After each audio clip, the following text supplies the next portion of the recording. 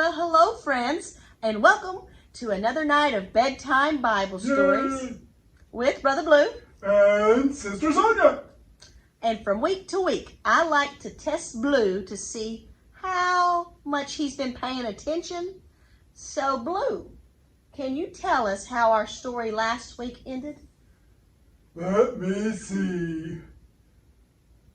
Jacob and his really big family were going home, and they ran into Esau, and Esau didn't kill him. Esau didn't kill him. Woo! After all those years of Esau holding in anger from the deception that Jacob caused in that family, because Jacob deceived old Esau, it was a happy family reunion. They embraced and cried happy tears, and yeah, it was like a happy family reunion. Yeah. We are family. I got all my brothers with me. Hey, hey, hey! We are family. So get up, everybody, and sing. Yeah. And the real song says sisters, but you used brothers appropriately in that one, because in this family there were a lot of brothers. Jacob had 12 sons, and last week I was the one that named all 12 of those sons of Jacob, but you're going to help me tonight, okay, Blue? Okay, just follow the bouncing head. Follow the bouncing head. All right, you ready? Yes.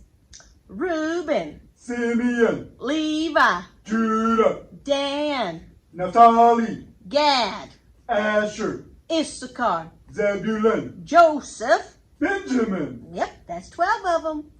And tonight we're going to focus particularly on Joseph, which at the time of this story, Joseph was the youngest of those sons. But later on, I told you this last week also, later on in life, Benjamin came along. Now there's something special about Joseph. Jacob seemed to favor him more than all the boys. Do you know why? Why? I'm asking you. Oh. Because his mom was Rachel. His mom was Rachel, the one that Jacob loved so much, that he worked so long, so hard for. That was her son. So let's start up with our story. The dreamer. Jacob lived in the land of Canaan. He had 12 sons.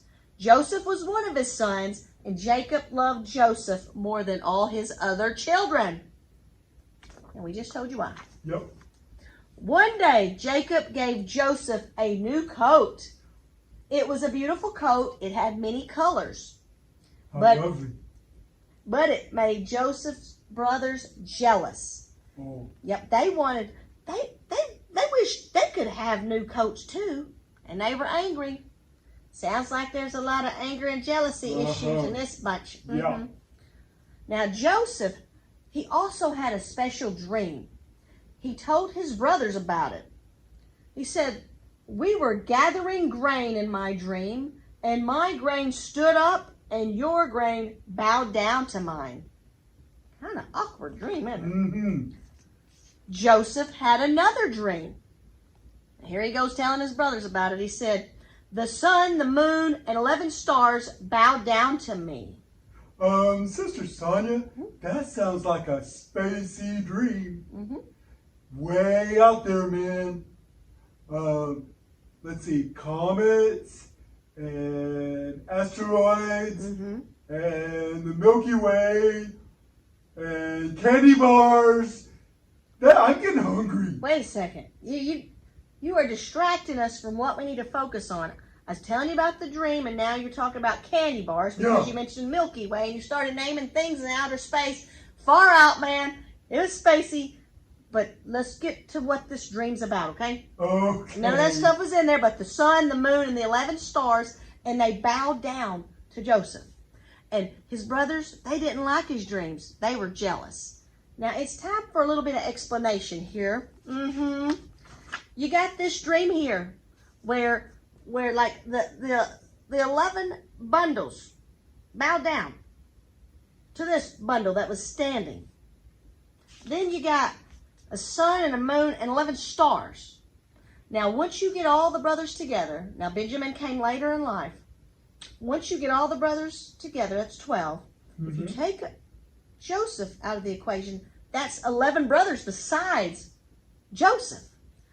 The 11 stars and these bundles of grain, those were representations of his brothers. Oh. The sun and the moon actually represented Joseph's mom and dad.